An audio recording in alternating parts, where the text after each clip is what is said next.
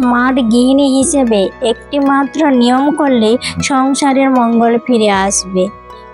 মেয়ের আবদারে আজকে বাড়িতে মিষ্টি দই বানালাম। রাধে রাধে বন্ধুরা, তোমরা সবাই কেমন আছো? আশা করছি কাছে এবং দূরে যে যেখান থেকে আমার এই ভিডিওটা দেখছো সবাই খুব ভালো আছো, সুস্থ আছো। আমিও বেশ ভালো আছি। আমি সবিতা বেঙ্গলি ব্লগার চ্যানেলে তোমাদের সকলকে অনেক অনেক স্বাগত আর ভালোবাসা। দেখতে পাচ্ছ আমাদের বাগানে না এখন কি সুন্দর সুন্দর গোলাপ ফুল হয়েছে। তো এত মিষ্টি কালার গোলাপ ফুলগুলো তো তোমাদের সাথে না দেখালে ভালোই লাগছিল না, তাই ভাবলাম যে বন্ধুদের সাথে ভিডিওটা শেয়ার করি। তো আমাদের বাগানে কতগুলো গোলাপ ফুল হয়েছে। আর আজকের বারটা বলে দেই, আজকে হচ্ছে বুধবার, আজকে হচ্ছে জগন্নাথ দেবের স্নানযাত্রা, আর আজকে জানো আবার পূর্ণিমা। তো একটা শুভ দিন, সেই জন্য আমি কিভাবে জগন্নাথের স্নানযাত্রা বাড়িতে সহজ পদ্ধতিতে করে থাকি তো সেটাই তোমাদের সাথে শেয়ার করব। তো কি বলতো, একটা স্মার্ট গৃহিণী হিসেবে একটা মাত্র যদি আমরা নিয়ম পালন করতে পারি না, কিন্তু তাতে সংসারের মঙ্গল সুখ শান্তি ফিরে আসবে।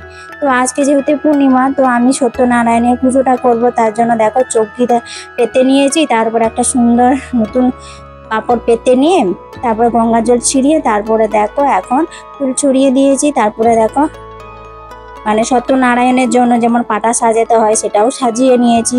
অনেকে 5টা 7টা যে যেমন পারে তার সামর্থ্য অনুযায়ী। তো আমি আমার 5টা সাজিয়েছি। তারপর আমার দেখো তো লক্ষ্মী নারায়ণের ফটোটা আছে, তো সেটাই সুন্দর করে বসিয়ে দিয়েছি। ওটা এখন মুছে পরিষ্কার করে নেব।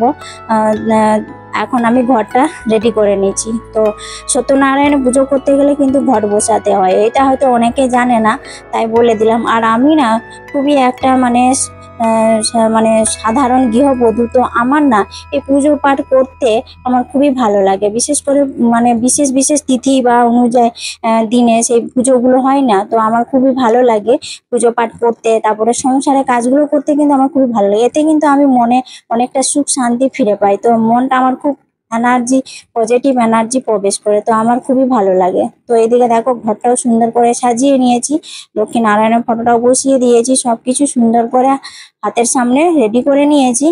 আর কি বলতো, আমরা একটা তো গৃহিণী মধ্যবিত্ত পরিবারে, তো আমরা যদি এইরকম ছোটোখাটো একটা নিয়ম যদি পালন করি, কয়েকটা নিয়ম, তো সেটাতে কিন্তু আমাদের সংসারে সুখ শান্তি আর মঙ্গল হয়। তো আমরা প্রত্যেকটা গৃহিণী নিজের সংসারটাকে সবাই ভালোবাসি, তাই না? তো সংসারের মঙ্গল কামনায় আমরা অনেকেই অনেক কিছু নিয়ম কানুন পালন করে থাকি, তার যেরকম যেটা ভালো লাগে। কিন্তু আমি আমার এই পুজো পাঠের মধ্যে আমার সংসারটাকে সুখ শান্তি ও মঙ্গলের জন্যই আমি এই পুজো পাঠ করতে আমার খুবই ভালো লাগে, তাতে সংসারের মধ্যে মানে কোনো অশান্তি ঝামেলা যেন না হয় তার জন্য। তো এইদিকে দেখো এখন ঠাকুরের ফটোটাতে, লক্ষ্মী নারায়ণের ফটোটাকে আমি সুন্দর করে গঙ্গা জল তারপরে ঘুরু গোলাপ জল দিয়ে সুন্দর করে মুছে, আর একটা নতুন বস্ত্র তো দিতে হয়, কিন্তু আমার কাছে নতুন বস্ত্র নেই। তো আমি ওই দেখো মলি একটা ধাগা, তো সেটাই আমি একটুখানি দিয়ে দিয়েছি। তারপর একটা মালা সুন্দর করে পরিয়ে দিয়েছি। আসলে কি বলতো, আসলে একটু ভক্তি আর একটু শ্রদ্ধা যদি থাকে না ভগবানের প্রতি, তাহলে সেটাতেই সন্তুষ্ট ভগবান। তার জন্য বেশি কিছু আয়োজন করতে বলেন না ভগবান। ভগবান চায় যে আমার ভক্তরা আমাকে যদি শ্রদ্ধা ভরে ভক্তি ভরে যদি ডাকে, আমি তাতে নিশ্চয়ই সাড়া দেবে। তো আমি খুবই ভালোবাসি পুজো পাঠ করতে, আর আমার মনে না এতটা ভক্তি এত বিশ্বাস না, সেই জন্যে আমি সবসময় ঠাকুরের সেবার নাম করি। আপদে বিপদে যারা আমি এদেরকেই ডাকি, তো আমার ভগবান আমার সবসময় আমার পাশে থাকে। তো এদিকে দেখো আমার পুচকু দুটো সোনাকে না আজকে গঙ্গা জল চন্দ্রামৃত দিয়ে চান করিয়ে তারপর সুন্দর করে দেখো রেডি করে নিচ্ছি। আর প্রচন্ড যা গরম পড়েছে না কি বলবো, তো সেই জন্য ওদেরকে হালকা পাতলাই জামা পরাবো, তো বেশি কিছু পরাবো না, আর চুল টুল মুকুট পরাবো না, মানে প্রচন্ড গরম। তাও ওদের কাছে সবসময়ের জন্য একটা ফ্যান লাগিয়ে রাখি, কিন্তু তাও কি বলতো, মানুষেরাই এত গরমে হাঁসফাঁস করছে, আর ওরা তো করবেই, তাই না?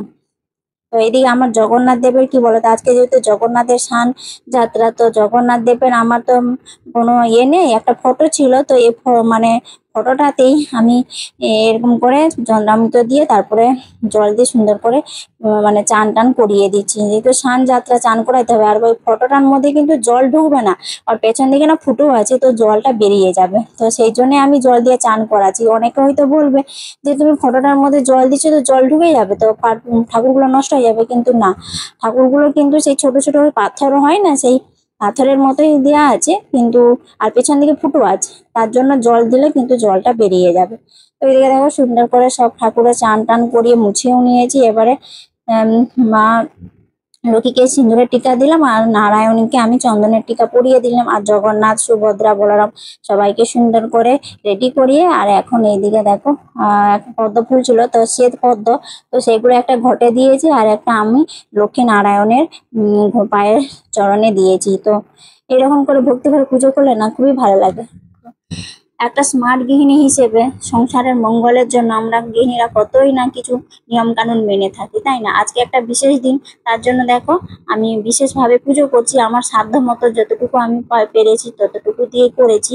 আসল কথা কি বলতো, ভক্তি বিলাই বিশ্বাস। ভক্তি থাকবে যেখানে, বিশ্বাস থাকবে সেখানে ভগবান কিন্তু তোমার সাড়া দিবেই। তো এটাই হচ্ছে আসল কথা। তো যাই হোক, আমি সবগুলোকে সুন্দর করে, সব ঠাকুর দেবতাগুলোকে সুন্দর করে পুজোটাও দিয়ে নিয়েছি, আর এখন আরতি করে নিচ্ছি। তো ধূপ দিয়ে দিয়ে আরতি করব। আর আজকে যেহেতু বিশেষ দিন, তার ওই জন্য আমি একটু কর্পূর দিয়ে আর ঘি দিয়ে আরতি করব। তো এই বিশেষ তিথিতে, বিশেষ দিনে এইভাবে যদি একটু করে একটা দুটো যদি নিয়ম মানা হয় না, কিন্তু সংসারে দেখবে অনেকটাই সংসারের মঙ্গল হয়। সংসারের মঙ্গলের পাশাপাশি সংসারের সুখ শান্তি সমৃদ্ধ আয় উন্নতি সবকিছু কিন্তু বজায় থাকে। তো এই কয়েকটা নিয়ম যদি আমরা মানি, আর প্রত্যেক শনিবার আর মঙ্গলবার তোমরা যদি সিন্দুক লবণ দিয়ে ঘর পরিষ্কার করো বা ঘর মোচো, তাতে কিন্তু ঘর থেকে যে নেগেটিভ এনার্জি না সেটা দূর হয়ে যায়।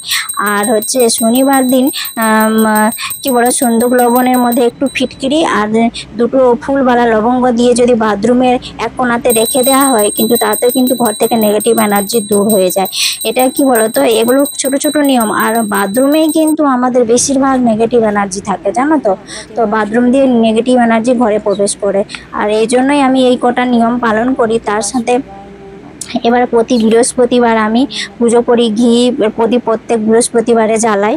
আর কি বলতো, ওই সন্ধ্যে দেওয়ার সময় ধুনোটা দিই, তারপরে ধুনোর মধ্যে তেজপাতা, তারপরে লবঙ্গ, কর্পূর এগুলো দেয়। আর ওই যে আমার দক্ষিণাবর্ত শঙ্খ দেখতে পাচ্ছ না, এই দক্ষিণাবর্ত শঙ্খ জলটা না আমি ফেলি না। তো দক্ষিণাবর্ত জলটা দিয়ে রেখেছি, এটা সারাদিন থাকে। তারপরের দিন আবার যখন জলটা চেঞ্জ করি, তার মধ্যে আমি একটু গঙ্গা জল, একটু কর্পূর দিয়ে পুরো ঘরে ছড়িয়ে দিই। তাতে ঘরে কিন্তু নেগেটিভ এনার্জি যদি থাকে সেটা বেরিয়ে পজিটিভ প্রবেশ করে। তো এইভাবেই আমি কিছু নিয়ম স্মার্ট গৃহিণী হিসেবে এগুলোই পালন করে থাকি। তো আজকে যেহেতু পূর্ণিমা ছিল, তো আমি পূর্ণিমাতে ভাত খাই না। তো আমার দেখা দেখি আমার মেয়েও বলছে আমি ভাত খাবো না, তুমি যেটা খাবে তাই। তো আমি নিজে পরোটা বানালাম, আর মেয়ে বলছে আমার জন্য লুচি করে দেবো। তো ওর জন্য লুচি করে দিয়েছি। আর আমি এই যে পরোটা বানাবো, তার জন্য এখন এই যে আলু দিয়ে একটু ঝাল ঝাল করে সবজি বানাচ্ছি। কেন বলো তো, তো পরোটার সাথে একটু ঝাল ঝাল হলে ভালো লাগে।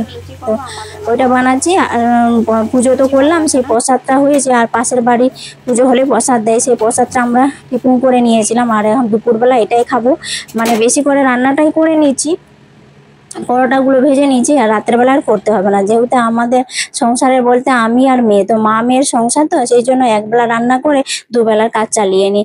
যেহেতু মধ্যবিত্ত পরিবারে গৃহিণীকে একটু হিসেব করে বুদ্ধি করে কিন্তু সংসারটাকে চালাতে হয়। তো আমি এইভাবে আমার বুদ্ধি খাটিয়ে সংসারের কাজগুলো করি।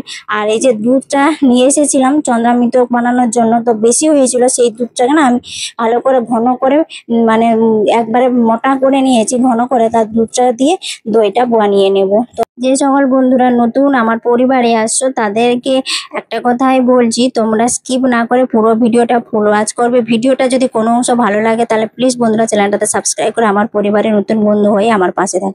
আমার পরিবারের লোক সংখ্যা খুবই কম, তাই তোমাদের কাছে অনুরোধ করছি তোমরা আমার ভিডিওগুলো দেখো। যদি ভালো লাগে তাহলে আমার পরিবারের বন্ধু হয়ে থাকবে। আর ভিডিওটা তোমরা কিন্তু ফুল ওয়াচ করবে, এইটুকুই আশা করছি।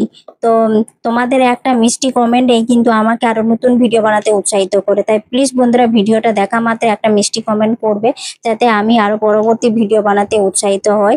তো এদিকে দেখো আমার দইটা সুন্দর করে ঢেলে নিয়ে আবার রেডি করে নিয়েছি। এবারে একটা গামলার মধ্যে তোয়ালা জড়িয়ে রেখে দেবো।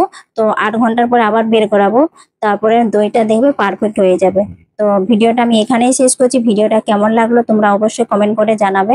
ততক্ষণের জন্য সবাইকে টাটা, বাই, গুড নাইট।